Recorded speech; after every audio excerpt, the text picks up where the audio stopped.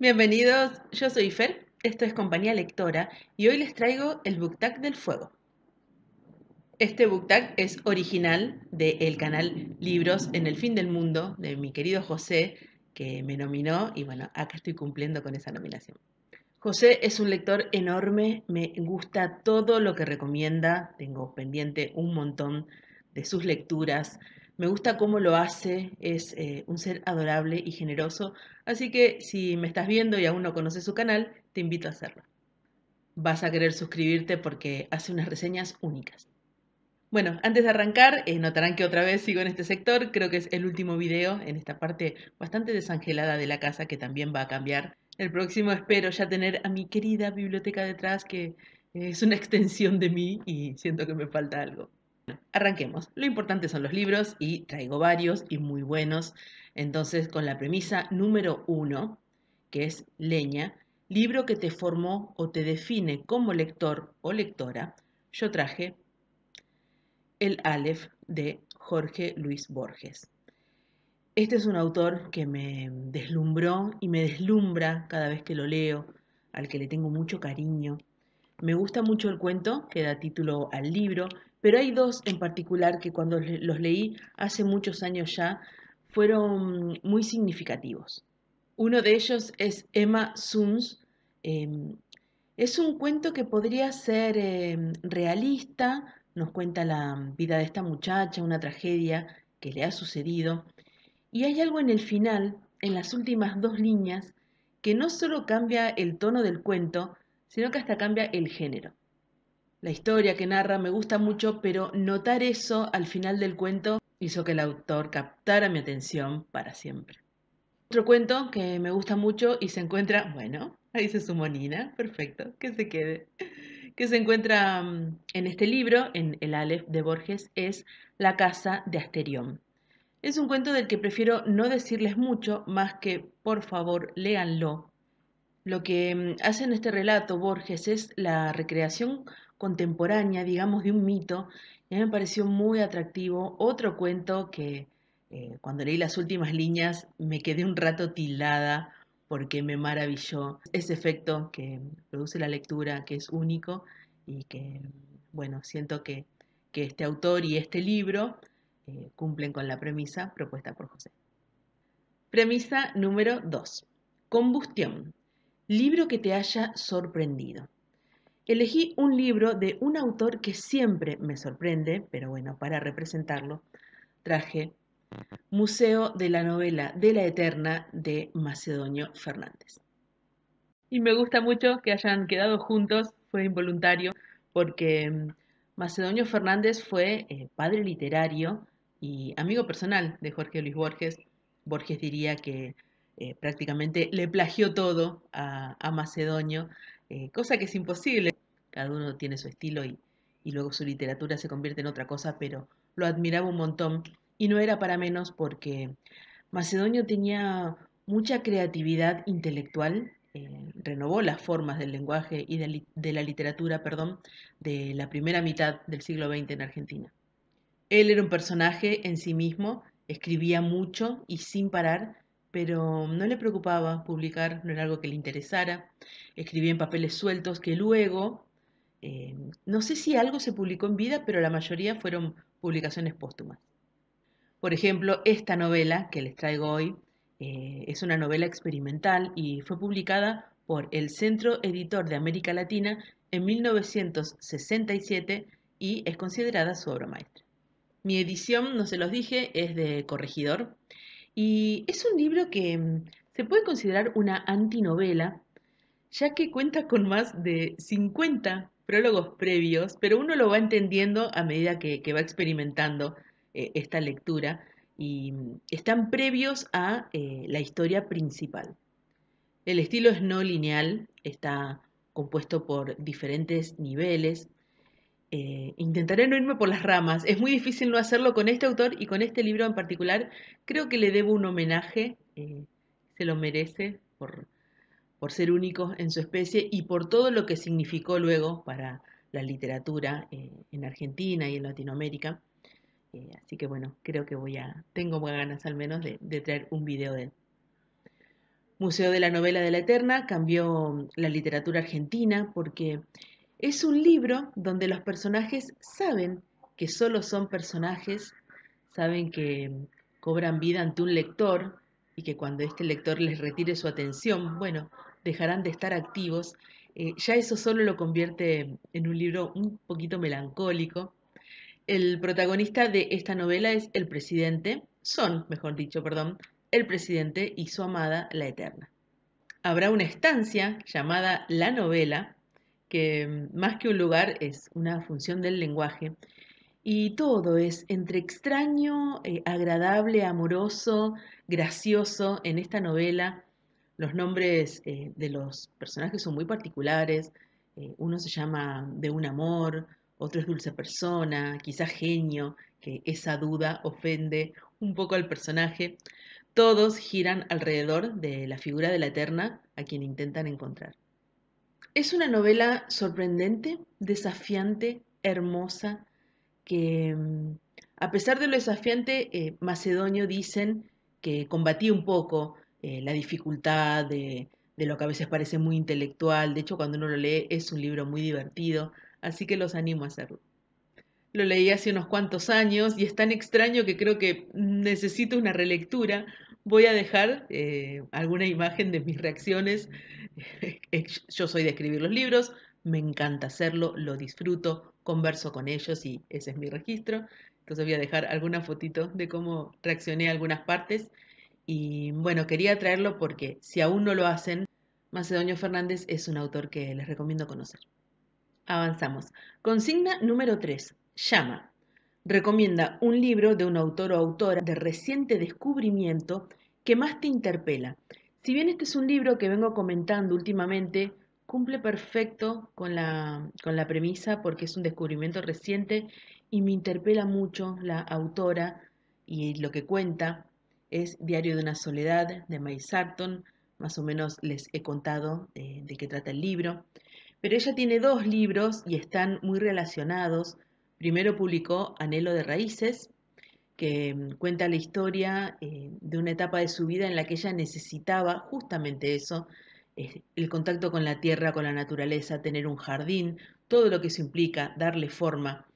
Y es un libro que tengo pendiente de lectura y que me parece muy atractivo porque también tuve una etapa de mi vida, viví muchos años en un departamento y tenía esa misma sensación. Necesitaba un jardín, más naturaleza, poder ver el cielo por las noches, árboles. Eh, entonces, bueno, ese es un libro que siento que tendría que haberlo leído en esa etapa, que lo voy a disfrutar seguramente ahora, pero este es la etapa en la que ella ya tiene su casa y ya tiene su jardín y todo lo arduo que viene quizás con la concreción de un sueño, que es luego, bueno, el trabajo que hay detrás, el mantenimiento, el haberlo conseguido, que en el caso de ella es como que lo da como por cumplido y ahora desea otra cosa, lo cual es hermoso, ¿no? Vivir con sueños y con deseos, y ya está pensando en mudarse a otro lado, sabe cuál es su próximo destino, que es la playa. No sería mi caso, yo estoy muy contenta y aún faltan cumplir muchas cosas. Parte de este escenario es los cambios que estamos haciendo todavía en la casa. Y entonces estoy en esa sintonía de lo lindo que es la concreción de un sueño, pero bueno, lo arduo que es también todo el trabajo que lleva y la dedicación, la gratificación hermosa cuando uno luego pasa ratitos en el jardín y lo bien que le hacen al alma. Entonces me interpeló en ese sentido, me encantó leerla porque es una autora hermosa, tiene una visión, es una poeta, por supuesto, entonces imagínense la visión que tiene de la vida. Es muy honesta, como les decía la primera vez que hablé de este libro, porque siente que se la idealizó en el primero y en este ella muestra todo, los días buenos, los días malos, las cosas que se disfrutan, lo arduo y bueno, siento que es un libro que vale la pena conocer. Avanzamos y la premisa número 4 dice calidez. Un libro que te haya conmovido. Este también es otro libro que mencioné hace poquito, pero bueno, eh, cumple también perfecto con la premisa porque me resultó muy, muy conmovedor. Digo, ¿cuál es? La sombra de un jinete desesperado de Juan Matio, de Ediciones Godot. Es un libro de ensayos, unos ensayos muy interesantes. Juan tiene una mente única Es hermoso cómo él enlaza las lecturas. Es algo único que uno tiene que presenciar. Les recomiendo siempre sus talleres. Voy a dejar sus redes debajo. Lo que hizo en este caso, la decisión que tomó fue tomar su vida personal anclada a su vida como lector y el resultado es muy, muy conmovedor. Es un libro muy honesto, ya en la primera página, que se las leí en un video reciente, arranca contando la enfermedad de su madre, su difícil vida, eh, bueno, secuelas que esto deja, como depresión. Por supuesto que es una especie de autobiografía ficcionada, esto pasa siempre que uno escribe, pero tiene mucho, mucho de cosas que le han pasado en su vida. La relación que él hace con su vida y la literatura es hermosa. Fue un libro que subrayé mucho, eh, un libro también con el que conversé un montón porque hay pasajes tan dolorosos, pasajes, perdón, tan conmovedores. Uno siente que está acompañando a este protagonista en las distintas etapas de su vida, a este autor, digamos, porque es el autor el que está atravesado por las lecturas. eh, lo que habrá sido, ¿no? Para él eh, atravesar la enfermedad de su madre siendo niño y cómo la literatura se convirtió en un salvataje, incluso un salvataje confuso, porque él estaba tan mal que cuando leía los libros de Dick, medio que en el recuerdo ahora se le mezclan y, y logra entender por qué esa literatura en su momento le pareció una especie de refugio. Eh, Así que es muy conmovedor, no puedo usar otra palabra, es muy conmovedor y ojalá puedan leerlo pronto. Premisa número 5. Libro recomendado por un tercero que más te haya gustado. Es un libro que he mencionado hasta el cansancio, que tiene reseña propia en el canal, pero cumple con la premisa porque me lo recomendó un tercero. Era una autora a la que yo no había llegado y no estoy segura si conocía en su momento, fue hace varios años. Y una amiga por Instagram, estábamos hablando de libros, aún no la conocía ella en persona, y estábamos hablando, calculo, de lo que estaríamos leyendo, yo algo le habré comentado, y ella me empezó a hablar de Clarice Lispector, de Agua Viva. Yo tengo esta hermosísima edición tapadura de Ciruela, y me pareció muy atractivo lo que ella me comentó del libro. Ahora no recuerdo si fue una frase. El punto es que lo que ella dijo fue el anzuelo suficiente para ir detrás de este libro. Me compré otra edición de Ciruela de tapa blanda que no lo tengo acá, que ese es el que está todo, todo subrayado. Y me gustó muchísimo. De hecho, está entre mis autoras y mis libros preferidos. Y vino así, de una recomendación de un tercero. Por eso a mí me entusiasma tanto, perdón, y me resulta tan valioso compartir nuestras experiencias de lectura, porque el bienestar que podemos brindar, que es el que uno mismo ha experimentado con ciertos libros, me parece que es un regalo hermoso. La premisa número 6 dice Incendio, un libro emocionante de alto voltaje. Me gusta mucho cuando los libros provocan eso en uno, por suerte lo he vivido con varios, pero el más reciente, el libro que empecé a leer y no entendía, pero necesitaba entender qué estaba pasando y me provocó todo lo de la premisa, es La casa al final de Needless Street de Catriona Ward, que es esa clase de libros que creo que es mejor no contar demasiado, que es mejor recomendarlos, contar cómo uno lo vivió, recomendar leerlo hasta el final, no abandonarlo porque en algún momento uno medio que no entiende qué es lo que está pasando. Bueno, vayan hasta el final. Y me gustó tanto que por supuesto quiero hablar de él, quiero hacer una reseña, pero me es muy difícil plantearme el cómo. ¿Cómo hablar del libro? Sí, hay una manera de hacerlo, ya le daré forma, pero bueno, si quieren es un libro emocionante que no pueden soltar, de alto voltaje, como dice José en su premisa, vayan por este libro. La premisa número 7 dice Apagón, un libro triste, dramático. Para eso elegí Hamnet de la irlandesa Maggie O'Farrell.